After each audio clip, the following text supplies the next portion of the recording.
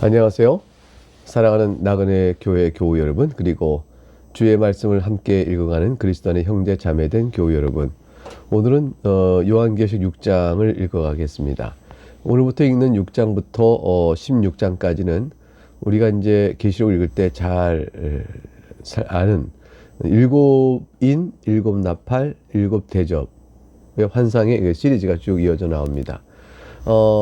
일곱인, 일곱 나팔, 일곱 대접의 이 시리즈는 전부 다 심판에 관한 시리즈입니다. 그래서 죄악을 하나님께서 어떻게 심판하실 것인지, 그 심판의 결과로 말미암아 주어지는 재앙의 내용들이 어떤 것인지를 쭉 설명해 주는데, 책의 순서는 일곱인, 일곱 나팔, 일곱 대접 순서 나와 있지만, 이 심판의 내용은 시간적 순서로 이렇게 인, 나팔, 대접이 이어진다는 것이 아니고, 각각이 하나님께서 죄 중에 있는 이 세상을 어떤 재앙으로 심판하신가에 대한 다양한 측면들을 이제 보여주고 있고, 점점점 강화된 형태로 나타나고 있다라고 볼 수 있습니다. 그리고 마지막에 주님 재림 때에는 어떤 재림과 더불어 어떤 재앙이 있게 되는 것인지, 그런 내용을 설명하고 있습니다. 먼저 이제 6장을 살펴보는 오늘의 내용 속에는 첫 번째 일곱 인의 시리즈 가운데서 여섯 번째까지 인의 내용이 나옵니다. 이제 누가 이 인을 뗄 것이냐. 그럴 때 이제 여섯 번째 인을 첫째부터 여섯 번째 인까지 떼어졌을 때 어떠한 심판의 내용이 주어지는지에 대한 내용이 나오는데, 이것은 우리가 이제 복음서를 보게 되면 감람산 강화라 해서 이제 이렇게 복음서에 기록된 부분들이 있어요. 그때 주님께서 종말에 있을 심판을 쭉 얘기하시는 내용이 나오는데, 그것들을 주님께서 언급하신 순서하고 되게 비슷합니다. 전쟁이 있을 것이며, 또 한 나라 안에서 서로 싸우는 내전이 있을 것이며, 또 기근의 재앙이 있을 것이며, 사망, 전염병, 사망 같은 것도 있을 것이고, 또 박해가 있을 것이다. 이런 식의 이제 주님께서 심판을 얘기하셨는데, 그 내용과 이제 유사한 순서 형태로 또 전개되어지는 내용을 우리가 확인할 수 있습니다. 1절부터 내용을 한번 살펴보겠습니다. 내가 보매 어린 양이 일곱인 중에 하나를 떼시는데, 그때 내가 들으니 네 생물 중에 하나가 우레소리같이 말하되 오라 하기로, 어린 양, 우리 주 예수 그리스도께서 일곱인 중에 하나를 딱 떼십니다. 그리고 나서 떼자 그 속에 담겨져 있는 비밀한 것이 이어져 나오는데, 이게 심판의 내용, 그 심판으로 이루어질 재앙이 무엇인지가 나옵니다. 이것을 이제 네 생물 중에 하나가 우레소리 같이 말했다는 것은 아주 권위 있고 장엄하고 하나님의 심판의 위엄을 나타내 보이는 것이죠. 구체적으로 이제 첫째 인을 뗐을 때 어떤 내용이 나오는가 보겠습니다. 2절, 내가 보니 흰 말이 있는데 그 탄자가 활을 가졌고 면류관을 받고 나아가서 이기고 또 이기려고 하더라. 여기서 이제 우리가 계속 읽어보면 말들이 하나씩 등장하는 걸 볼 수 있어요. 근데 각각 다른 색깔의 말들이 등장하죠. 첫 번째 말은 이제 흰색의 말입니다. 이 백마라는 것은 보통은 이제 우리 흰색이라는 것은 그리스도의 보혈로 정결되고 깨끗해진 의를 상징합니다. 근데 여기서 이제 흰색은 뒤에 나가서 이기고 또 이기려고 하더라고, 재앙의 심판의 내용으로서 등장하는 흰 말이거든요. 그래서 흰말은 그리스도의 보혈로 깨끗해진 그것을 말하는 것이 아니고 정복을 행해서 승리 얻는 개선장군의 말을 뜻합니다. 이제 그 개선장군이 쫙 오게 되면 하얀 백마를 타고 승리한 자가 쫙 행진해 나거든요. 바로 그것을 뜻하죠. 그래서 하나님께서 주시는 재앙의 내용은 이 세상 속에서 결국은 계속의 정복과 또 정복하고, 아무리 정복해도 욕심이 다 채우지 않는 정복욕에 활활 타는 사람이 활을 가지고 면류가 왕관을 쓰고 가서 또 이기고 또 이기고 또 이겨서 계속적으로 전쟁을 하는 상황을 보여주고 있는 겁니다. 그래서 승리자가 계속 나오는 거죠. 그래서 첫 번째 인을 뗐을 때 나타나는 흰말의 이 내용은 결국 전쟁의 정복욕에 의해서 전쟁을 일으킴으로 당하는 끊임없는 전쟁의 재앙을 의미합니다. 이 세상은 끊임없는 전쟁 아래 있게 될 것이다 라는 것을 보여줍니다. 3절에 보면 둘째 인을 뗐을 때에 둘째 생물이 말하되, 4절, 다른 붉은 말이 나오더라. 붉은 말이 나옵니다. 그 탄자가 허락을 받아 땅에서 화평을 제하여 버리며 서로 죽이게 하고 또 큰 칼을 받았더라. 이것은 이제 둘째 인으로 나타난 이 말 색깔은 붉은 말인데 붉은색은 되게 피를 상징합니다. 그러니까 이제 화평이 없고 서로 죽이는 살육이 있는 재앙이 있을 것이라는 것이죠. 그러니까 정복역에 의해서 흰 말이 와서 살육을 하는 장면이 정복의 전쟁으로 인해서 나타나는 그 비참한 결과를 이제 붉은 말이 말한다고 볼 수 있고요. 또 정복을 당하지 않아도 함께 살아가는 나라와 민족 안에서도 서로 화평이 없이 서로 죽이고 살육하는 일이 벌어진다. 그러니까 이제 이 세상에는 화평이 없는 겁니다. 화평이 없고 그 큰 칼을 가지고 학살하는 일도 있게 될 것이라. 이게 이제 역사 속에 보게 되면 우리가 오늘날 주님 오시기 전까지 살아간 이 역사 속에서 우리는 이런 비참한 화평이 없고 서로 배척하고 죽이고 또 그런 일들이 재앙으로 있게 되어지죠. 세 번째, 셋째 인을 뗐을 때는 나타난 이제 셋째 생물이 보니 검은 말이 나옵니다. 검은이 나오는데 그 탄자가 손에 저울을 가졌습니다. 저울은 뭔가를 다는 거 아니겠어요? 근데 6절에 보니까 내가 네 생물 사이로부터 나는 듯한 음성을 들으니 이르되 한 데나리온의 밀 한 대요. 한 데나리온의 보리 석 대로다. 또 감람류와 포도주 주는 해치지 말라 하더라. 이제 일단은 이제 검은 말이라는 것은 되게 어떤 걸 뜻하네요. 재앙을 뜻하죠. 고통을 뜻하죠. 우울하죠. 음울합니다. 죽음을 상징하죠. 기근으로 인해서 그 6절의 그 내용을 연결해 보게 되면 이 검은 말은 기근으로 해서 사람이 깊은 타식과 고통 속에서 거의 창백해진 모습을 이렇게 이게 죽음의 그림자 확 드리워진 형태를 말합니다. 어떤 상태가 있더니 그 저울을 가지고 이제 뭐 하나 봤더니 밀 한 대를 달아주고 한 데나리오 받는 거죠. 한 데나리오에서 하루의 노동 품삯이에요. 하루 종일 해서 밀 한 대 얻는 겁니다. 보리 속대를 얻습니다. 그러니까 경제적 굉장히 핍절한 거죠. 기근이 내려서 그래요. 식량을 생산할 형편이 못 돼서 기근이 쫙 내리니까 결국은 경제적 곰핍이 오게 되고 고통이 와서 검은 그림자가 쫙 내려버린 겁니다. 어떤 일은 이렇게 해서도 이것을 먹겠지만 어떤 이것마저 구하지 못한 자가 있지 않겠습니까? 이게 평소의 물가에 비하면 이 기근이 8배 내지 16배 정도 물가가 폭등한 것을 보여주고 있는 것입니다. 경제적 고통이 크게 재앙으로 내리게 되어진다. 가진 자는 갖겠지만 없는 자는 더욱더 고통 속에 있는 죄악된 심판의 죄악을 향한 심판으로 인한 재앙의 모습이 경제적 환란, 곤고, 자연적인 생산의 부족, 기근 이런 것들로 표시하고 있는 겁니다. 특이한 것은 여기서 이제 감람류나 포도주는 해치지 말라 하셨는데 감람류나 포도주는 지속적이고 오래된 경제적인 고난을 의미해요. 그러니까 이제 밀과 보리 농사 안 되면 다음 해는 좀 기대해 볼 수 있잖아요. 근데 감람류 포도주가 망치면 장기적인 영속적으로 장기적으로 지역 경제를 황폐화시키는 그러한 일이 있게 된다. 그래서 하나님께서 감람류 포도주 해치지 말라는 것은 어느 정도 역사가 유지될 만한 일정한 경제 일수의 최소의 기반은 유지시켜주는 하나님의 긍휼과 자비를 보여준다. 이렇게 볼 수 있습니다. 그래서 이 역사 속에서 하나님의 재앙이 죄악된 세상에 내려진다 할지라도 최소한의 유지할 먹고 살아가는 최소한의 기반을 유지하는 것까지 완전히 드러내지는 않으시는 그러한 자비의 긍휼이 셋째 인에서 나타납니다. 넷째 인을 뗄 때 넷째 생물의 음성을 들으니 8절에 청황색 말이 나옵니다. 그 탄자의 이름은 사망이니 음부가 그 뒤를 따르더라. 그들이 땅 4분의 1의 권세를 얻어 검과 흉년과 사망과 땅의 짐승들로서 죽이더라. 이것도 참 무서운 일이죠. 청황색 말은 이제 창백한 색깔이에요.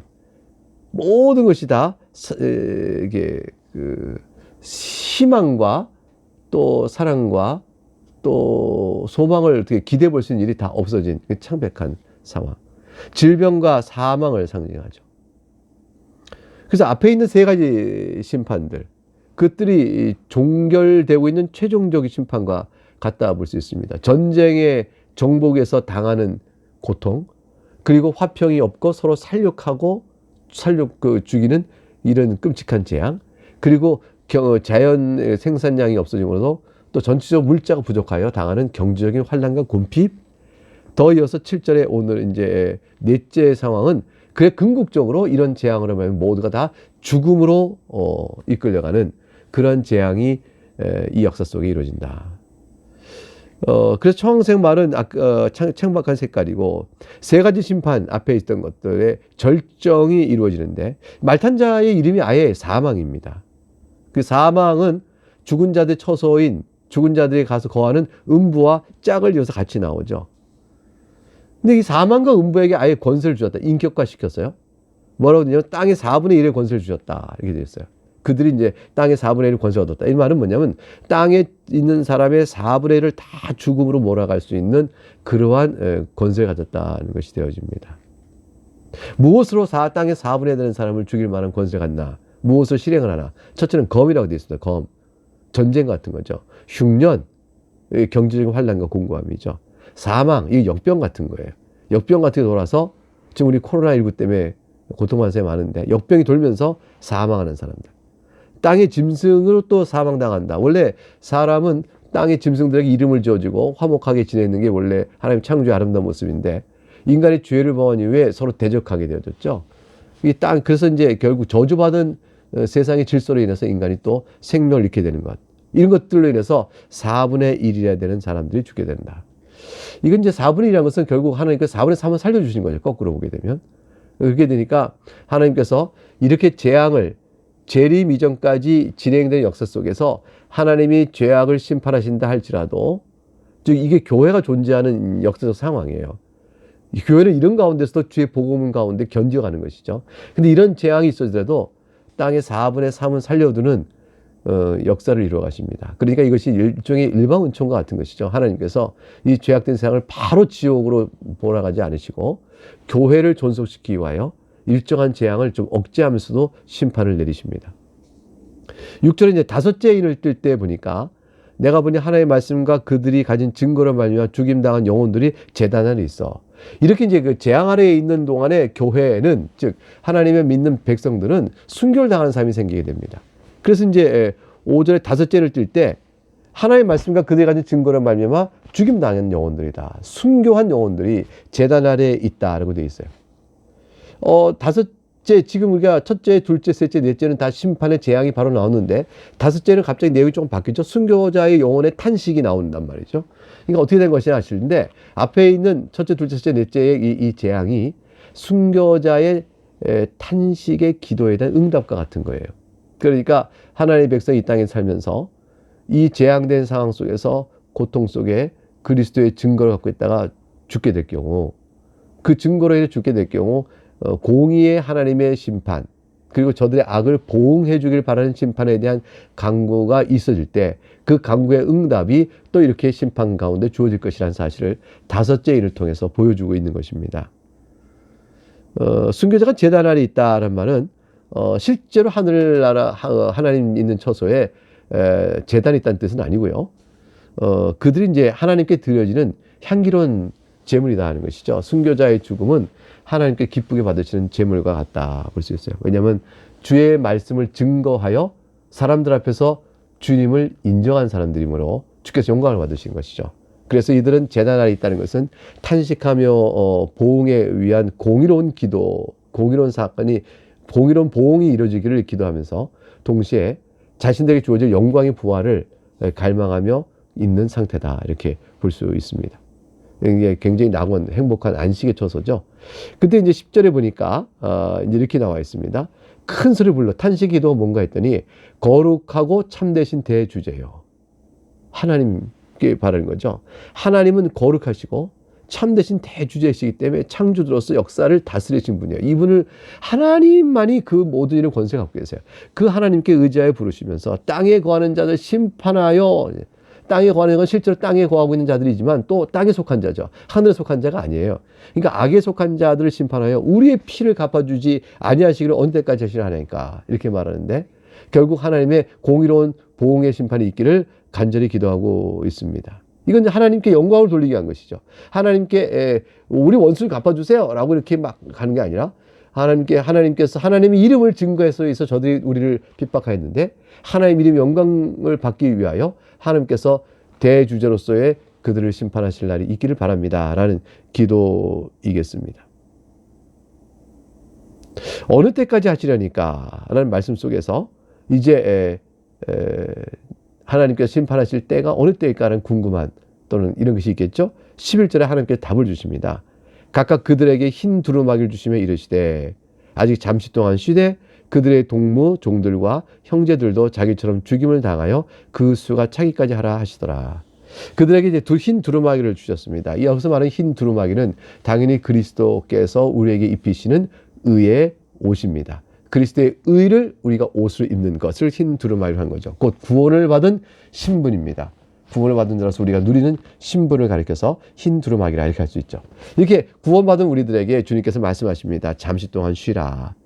잠시 동안 복된 안식 가운데 있도록 구하라. 이 말씀이죠. 그래서 이 땅에 그리스도의 복음을 증거하고 믿음 따라 살던 사람들은 다 낙원에서 복된 안식을 누립니다. 하물며 그리스도의 증거 때문에 순교당한 사람이야 뭐 두말할 필요가 없죠. 주님께서 그들에게 잠시 동안 쉬라는 말은 때가 찰 때까지는 기다리라는 뜻이죠. 하나님께서 보응의 심판을 하실 겁니다. 그때도 그 수가 차기까지, 동무 종들과 형제들과 자기처럼 죽임을 당한 그 수가 차기까지 하나님이 정하신 때가 있어요. 그 때가 될 때까지 순교자는 죽는 일들이 있을 것입니다. 하나님께서 다 알고 계세요. 이 땅에서 그리스도의 복음 때문에 당하는 모든 순환과 고통을 알고 계세요. 지금도 21세기 이때도 예수 믿는 것 때문에 죽는 사람이 있잖아요. 순교적인 상황이 전 세계에 있거든요. 하나님 다 알고 계세요. 그 수를 헤아리고 계시죠. 하나님의 수가 차길 때까지, 하나님의 섭리의 뜻에 따라 그 날이 올 때까지 복된 안식에 거하도록 죽은 모든 영혼들을 받으셔서 품에 안으시면서 보응의 심판만을 미루는 겁니다. 특별히 주목할 것은 이런 심판이 미루어진 때기까지 순교자의 영혼이 고통 속에 있는 것이 아닙니다. 순교자의 영혼은 이미 순교당하는 그 순간에 하나님의 영혼을 받으셔서 잠시 쉬라 하는 말처럼 축복의 안식 속에 들어가니까 매우 행복한 상태예요. 그러니까 그 심판을 하실 때까지 우리는 고통 속에 있습니다. 원수를 갚아줘 우리가 평안합니다. 이런 뜻은 아니죠. 이미 하나님께서 안식을 다 주시고 그들에게 갚아주시면서 악에 대한 심판을 때가 될 때까지 이제 하나님의 섭리 주권에 따라서 미루고 계신 것입니다. 12절부터 이제 17절까지는 여섯째 인이 떼어졌을 때 내용이 나옵니다. 11절부터 먼저 쭉 15절 이제 쭉 내용을 한번 보도록 하겠습니다. 자, 12절부터 이제 14절까지 먼저 내용을 보면요. 내가 보니 여섯째 인을 떼실 때에 큰 지진이 나며 해가 검은 털로 짠 상복같이 검어지고 근데 달은 온통 피같이 되며 하늘의 별들이 무화과 나무가 대풍에 흔들려 서리은 열매가 떨음같이 땅에 떨어지며 하늘은 두루마리가 말린같이 떠나가고 각 산과 섬이 제자리에서 옮겨지며 한 6가지 정도의 자연의 큰 대격번을 말씀하고 있죠. 이건 어느 때 이루어질까요? 주님 재림 때예요. 예수님의 재림 때. 그러니까 지금까지 봤던 모든 사건은 주님 재림 이전까지 역사 속에서 죄악된 이 세상이 하나님의 심판을 받게 되는 내용이고요. 그리고 교회가 전투하면서 싸워가면서 견디어야 될 곳이고요. 그리고 이제 마지막 주님 때 오실 때쯤 되면 그때 주님 재림과 더불어서 우주적인 대격변의 변화가 생기는데 그것이 바로 여기 나온 내용입니다. 그래서 어떤 상태가 되어집니까? 다시 한번 보면은 자연 질서가 어떻게 바뀌어요? 전체 큰 지진이 납니다. 땅이 막 흔들려 갈라지는 것이죠. 해가 검은색으로 변합니다. 빛을 잃어버립니다.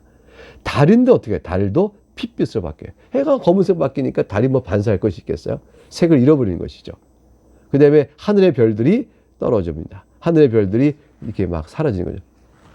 그리고 그 다음에 넷째로 그렇고 다섯째로 하늘이 떠나갑니다. 하늘이 두루마리 가듯이 쭉 떠나가니까 이건 어떤 상황인지 상상하기 어렵습니다.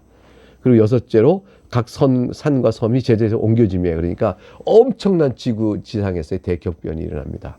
노아 홍수 때에 온 대륙이 흔들리고 땅에서 물이 막 솟아나며 이게 지구 구조가 판 구조가 이제 격변해서 바뀌듯이 이런 형태가 있었는데 아마 주님 다시 오셔서 세우실 그때쯤에 지구에는 아마도 그런 판 구조적인 격변이 있게 되는 것처럼 이게 큰 산과 섬도 그 무너지고 없어지고 아마 그렇게 되는 상태로 되어 있습니다.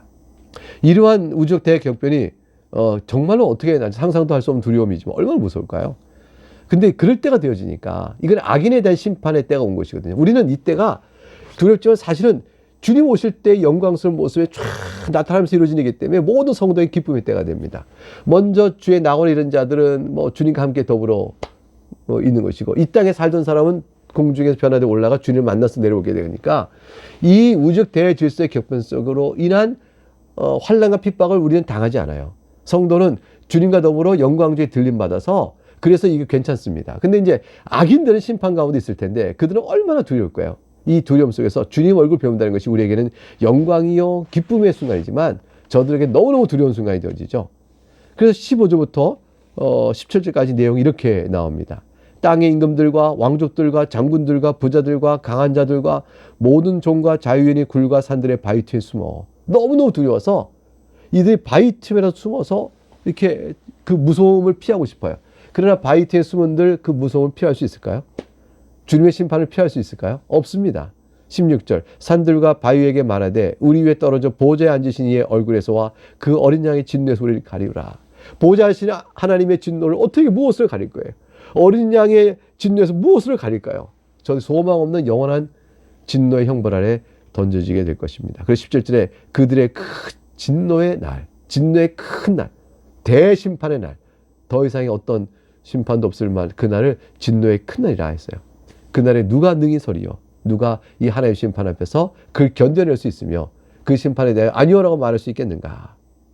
이렇게 말합니다. 이게 6장의 내용이죠. 6째 인까지의 내용입니다. 심판받는 악인들은 하나님 얼굴 대하는 게 가장 두렵죠. 이 그리스도 안에 있는 신자들은 하나님 얼굴 대하는 것보다 더 소망스럽고 영광스러운 것은 없습니다. 여러분과 제가 이 은혜를 입고 주 앞에 살아갑니다. 얼마나 감사한지요. 이제 이 믿음, 요한계시록에 주고 있는 이 놀라운 일은 사도 요한을 통해서 그 당시 박해받는 교인들에게 힘을 준 것이었고요. 오늘날 우리에게도 힘을 주고 있고 2000년 교회사 속에 있는 모든 성도가 이 말씀을 힘을 얻었습니다. 우리 인생 길이가 얼마나 남았는지 모르지만 그래 이 말씀으로 주님 다시 오실 날에 이루어질 영광이다를 바라보며 아니 우리가 이 땅에 인생을 마치고 주의 낙원에 이를 때 평안히 쉬라 하신 그 말씀의 안식에 들어갈 때 우리에게는 더 없는 주님의 재림 때가 영광스러운 때라 이걸 생각하면서 남은 인생길 동안 주와 함께 동행하며 복된 신앙길을 갈 수 있기를 주의 이름으로 축복합니다. 여기서 마치겠습니다. 샬롬.